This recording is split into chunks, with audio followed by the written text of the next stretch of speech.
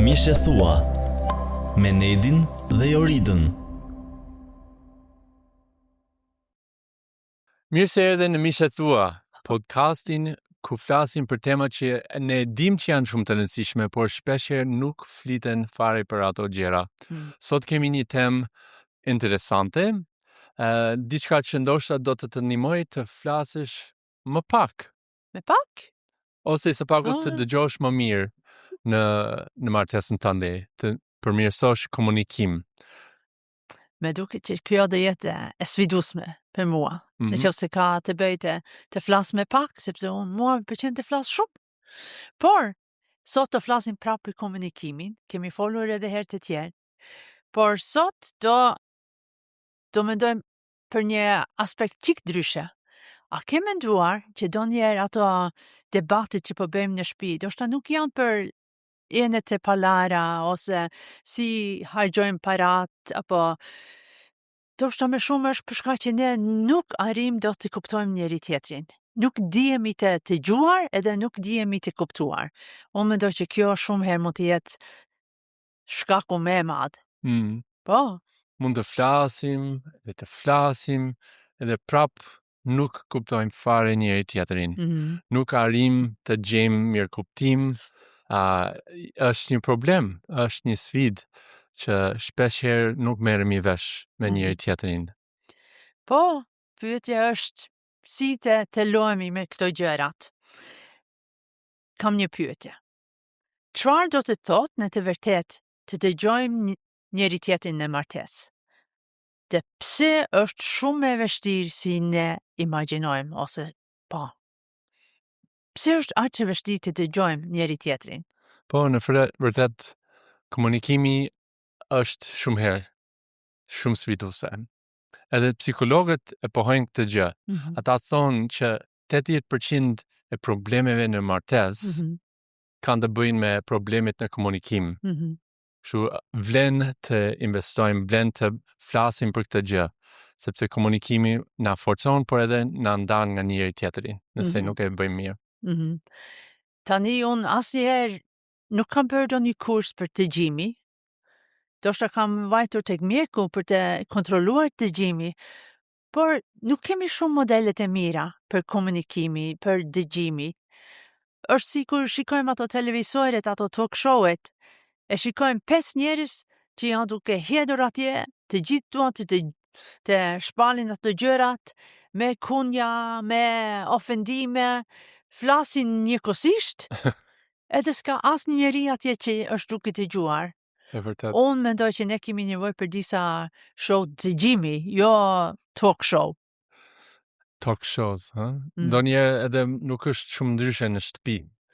Jemi si në atë emision opinion. Fatkeqësisht, po. Zhurm. Por një fjalë e urtë që më pëlqen thot, fjala është argjend, por heshtja është flori. Heshtja është flori. Kemi flori në shtëpi? Unë kam shumë flori se unë jam shumë i qetë. Dëgjimi me të vërtet është një mall shumë i rrallë. Edhe vlen të mësojmë edhe të praktikojmë dëgjimin. Jakobi 1:19 flet për këtë. Thot, çdo njeri tjetë i shpejt në të dëgjuar, i ngadalshëm në të folur dhe i ngadalshëm në zemërim. Furtësi. Edhe vështirë se mund të themi, por ta praktikojmë është shumë më ndryshe. Është shumë ndryshe. Me duket se sot i e di që kjo është sfidë për të cilin nga neve. Mendoj që ai do që kjo të na deportojmë me vërtet kjo fjalë, që të kuptojmë sa e rëndësishme është dëgjimi. Sepse dëgjimi i mirë mund të na shpëtojë nga shumë të lashe. Po, edhe ka shumë përfitime. Po, ka shumë përfitime. Kur ne dëgjojmë njëri tjetrin, si ndjesh ti Jurit kur unë të dëgjoj mirë? Pyetje shumë e bukur. Në fakt, kur unë dihem e të dëgjuar, dihem shumë mirë, dihem e vlerësuar, Dijem që me vërtet kemi krijuar diçka që unë dijem edhe e sigurt në marrëdhënien tonë, sepse ti je atje për mua, edhe kam gjithë vëmendjen tënde. Është si kur ne kishim fëmijë të vegjël, fëmijët gjithmonë ishin duke thënë, mami, gjithkohës. U lodha. Pastaj kuptova që nëse unë dalova për 2 minuta, edhe duke thënë, po, çfarë ke? Atëherë ata u bën të qetë. Po. Edhe vazhduan duke losur vetë. Edhe ashtu është edhe me ty, Nedi. Do shta kur unë jam duke thënë, Nedi, unë vetëm dua qik ka vëmendjen tënde. Edhe dijem shumë mirë kur e marr vëmendjen tënde. Po ti, si djesh? Do shta është me rallë që unë jam duke të gjuar ty, përshka që unë jam aq shlafasane.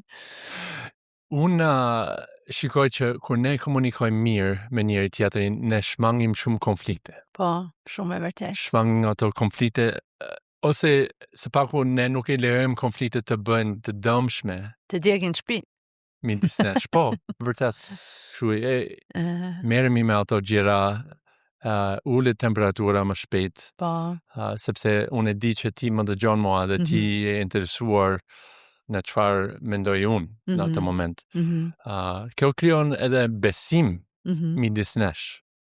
Jemi në të njëjtën skuadër, unë, ti mendon për çfarë është e rëndësishme për mua. Po.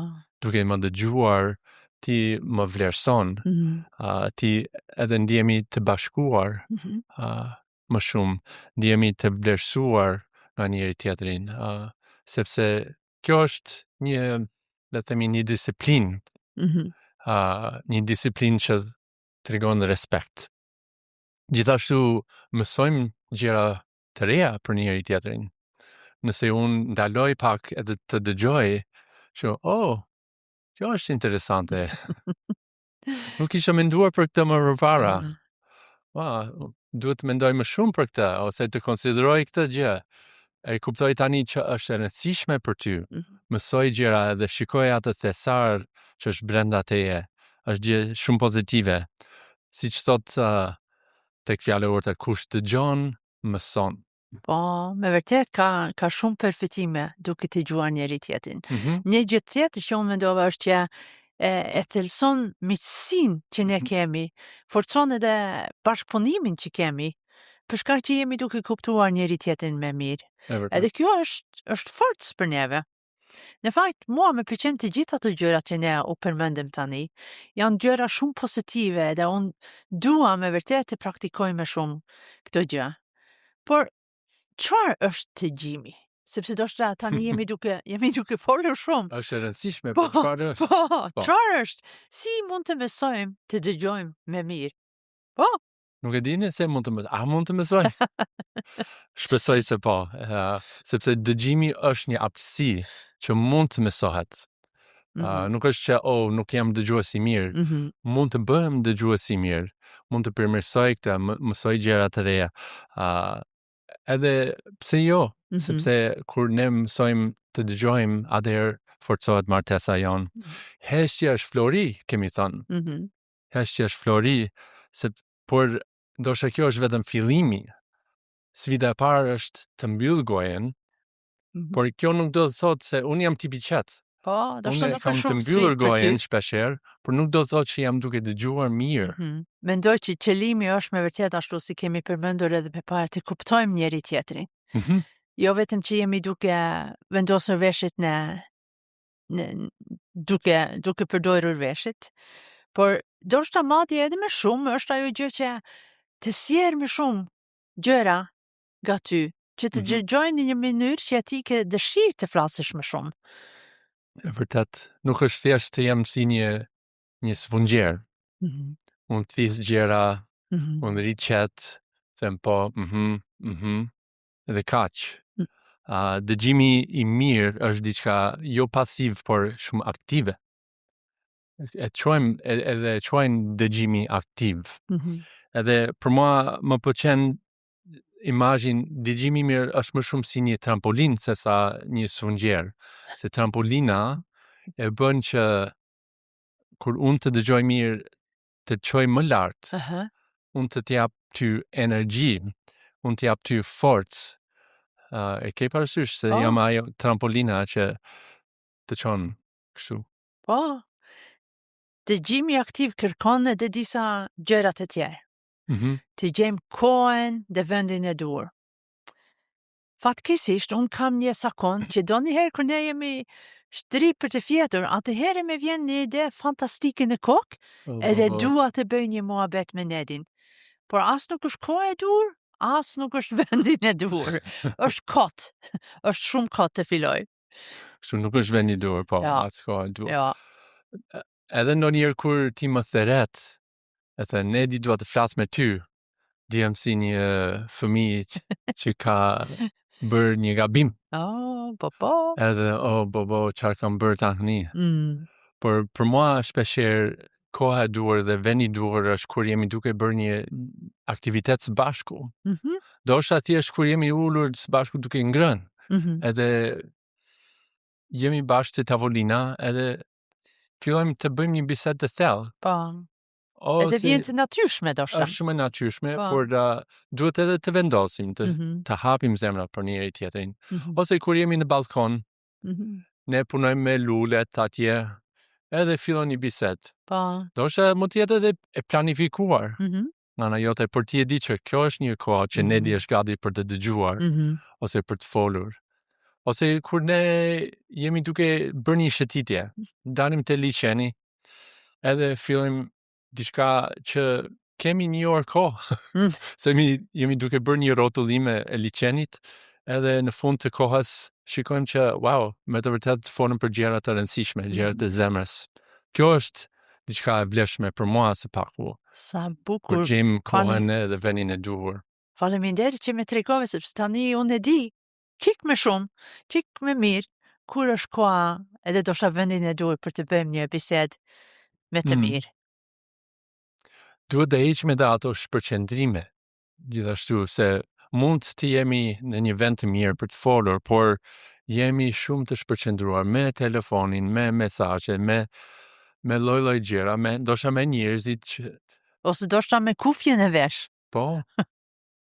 Duhet të heqim ato nëse do të flasim për gjëra të thella edhe të kemi dëgjim të mirë.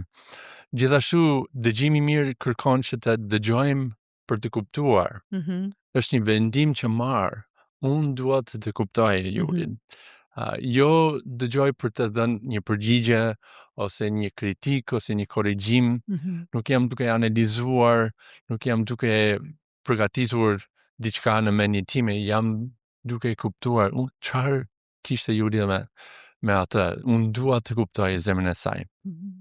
Gjithashtu, kjo kërkon që edhe të dëgjoj me vëmendjen time të plotë. Si që thash, heqim ato shpërqendrime, kthej pozicioni, e shikoj në syt, edhe jam gati tani. Ti ke gjithë vëmendjen time. Më kujtojnë një gjë që kemi folur edhe për para në një podcast për kuriozitetin, të vazhdojmë të jemi kurioz për njëri tjetrin.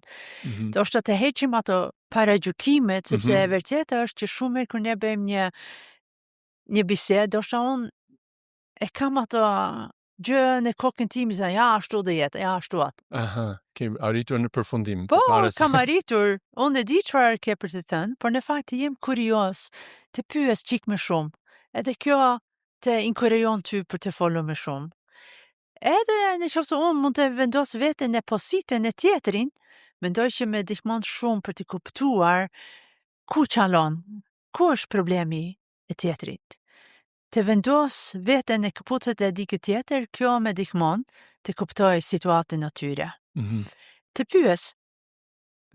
pyes veten për çfarë ka nevojë tani tjetrin. Jo, çfarë kam nevojë unë, por çfarë ke nevojë ti në këtë situatë. Po, kjo e ndihmon Gjimin.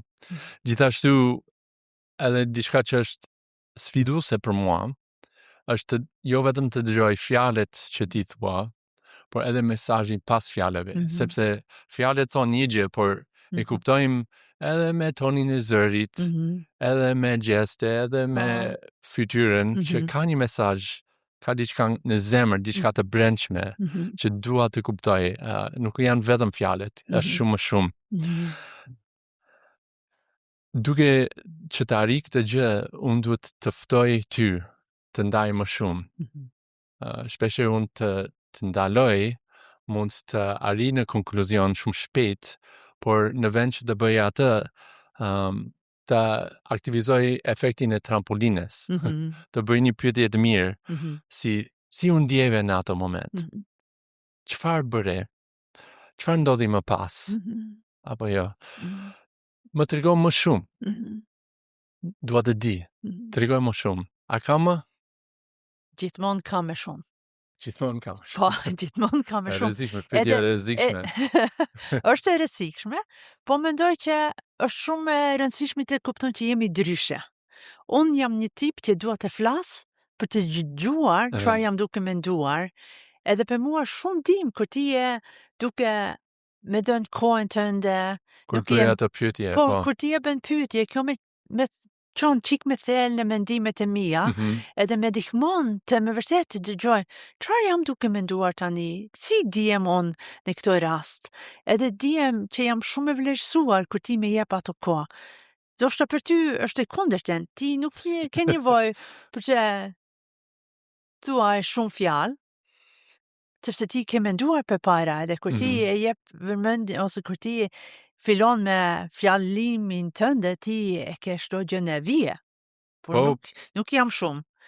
Por e vlerësoj kur ti më jep mundësinë për të folur edhe për të që di që ti e ke veshët në për mua, që je atje për mua. Jam këtu për ty. Po, ja shikoj, edhe tani kam vështirë për të gjetur fjalët, tamam. Me pyet dita. Po. Po dëgjimi aktiv kërkon që të thuash, unë dua të dëgjoj. Jo vetëm me fjalë, por unë e them me gjithë qëndrimin tim. Unë dua të dëgjoj Jurida. Është një dhuratë që mund të jap Jurides. Është një diçka shumë e çmuar, por kërkon edhe pak disiplinë. Po. Sepse nuk është e natyrshme. Duhet të dalim nga ato modele që kemi parë, nga ato që kemi përjetuar në shtëpi, nga normalja që shikojmë rreth e rrotull, edhe duhet të evitojmë edhe ca gjëra që nuk janë të shëndetshme, nuk ndihmojnë në komunikimin tonë, në dëgjimin tonë. Po, mendoj që e di çfarë po vjen tani? Po, mos ndërpri, sidomos për mua që i kam formuluar gjithçka, e kam mesazhin gati, ti më ndërpret edhe ndalem. Po, kjo nuk është e mirë fare, sepse kur unë të ndërpres ty, unë jam duke marrë kontrolin mbi bisedën, edhe në një mënyrë, po, nuk as të inkurajoj të vazhdoj duke folur, por edhe është ajo ideja që unë e di çfarë ke për të thënë që kot është, por nuk është kot. Që kjo për mua është sfidë. Një gjë tjetër që mendoj është që mos japim këshilla të shpejta. Sepse s'kemi nevojë, shumica e kohës nuk kemi nevojë për shumë këshilla, kemi nevojë për veshët, kemi nevojë për dëgjimin, jo për këshillat. E vërtet. Dhe siç thash më përpara, edhe tundimi im është të analizoj edhe të krijoj një kritike në mendjen time. Unë jam duke formuluar përgjigjen time, mbrojtjen time. Mos e bëj atë, dëgjoj me gjithë vëmendjen, dëgjoj mesazhin, edhe ndihmo personin të shprehet komplet. Po.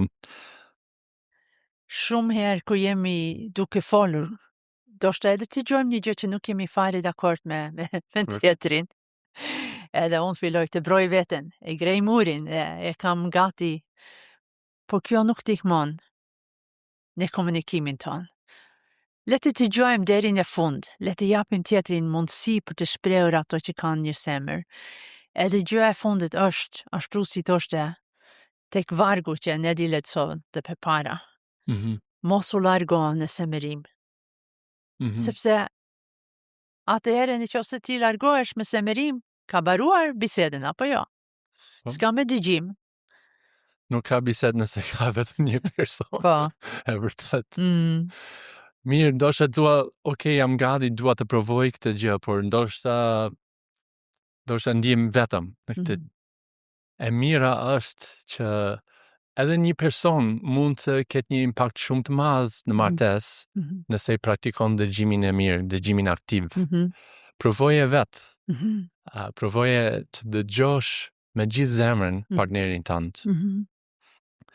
Në grupin e qifteve, para disa javësh e kemi bërë këtë gjë, e kemi praktikuar dëgjimin aktiv. E kemi quajtur dialogu 5-5.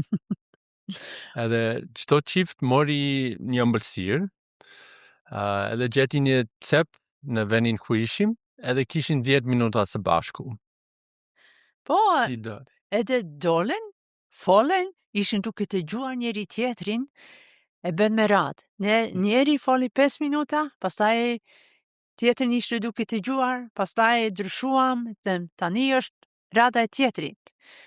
Edhe mendoj që ishte një kohë shumë e bukur në fakt.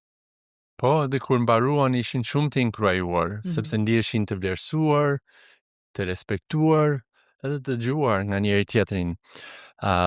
Ndiheshin shumë të lidhur, edhe për ato 10 minuta, 2 zemrat lidheshin së bashku. Po, edhe ishin gjëra shumë të thjeshta, Po. sepse kemi folur për një gjë që kishte qenë mirë javën e kaluar, edhe për një shqetësim në javën që vjen. Nuk ishte do një temë shumë e vështirë, unë mendoj që kjo është, por prap edhe me një gjë kaq të thjeshtë, mund të bëhet shumë e bukur. Ndërtohet ekipi martesor. Do flasim për këtë në podcastin tjetër, Po. për ekipin martesor, por dëgjimi është një mjet i fuqishëm për të bashkuar dy njerëz, për të ndërtuar ekipin martesor. Po, tani sfida jonë është, pse mos e jepni njëri tjetrin një 5-5? Të praktikoni këto gjë në shtëpi. Kur dilni për një kafe, ose doshta kur keni lënë fëmijët në gjumë, uluni edhe flisni bashk. Bashk është ajo fjala kyçe. Mos jetë vetëm njeri, mos bëni si ato talk show-et, që të dy janë duke hedhur, duke folur, edhe s'ka asnjë, nuk ka të gjus atje. Po, 2 persona duke folur, por edhe duke dëgjuar. Ndoshta mund të duket pak si artificiale, por nëse unë vendos që unë nuk do të flas tani, unë do të bëj pyetje të mira, do të bëj atë trampolin që të ndihmoj Juli dhe të fluturoj më lart, të shpreh atë që ka në zemër, të shikoni efektet të makniqme. Po. Është shumë e bukur edhe shumë e thjeshtë. Po. Në të njëjtën kohë. Po. Është shumë e vërtet. Sot doshta kemi folur shumë, nuk kemi të gjuar shumë. Po urojmë që kjo të jetë inkurajim për juve. Edhe nëse juve doshta e njihni dikë tjetër që mund të përfitoj nga ky podcasti, të lutem shprendaje, tregoje të tjerët, edhe praktikoni këto gjë në shtëpi. Është shumë e thjeshtë, por shumë e vlefshme. Shumë faleminderit që ishit me neve sot. Ju duam fort, edhe do shihemi herën tjetër tek miqet tua. Pa. Mirupafshim. Për të parë çdo episod, mjafton të bëni subscribe në YouTube, në kanalin Miqet Tua.